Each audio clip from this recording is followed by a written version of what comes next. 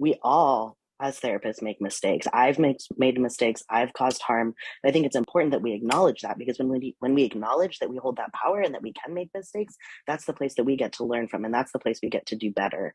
And so I'm constantly like sitting in session and working to do better. I was just in a session with two non-binary folks the other day and kept using the word guys. And I paused and I was like, hey, I'm noticing I'm using this word. How does that land? And they're both like, we don't like it. And I was like, thank you.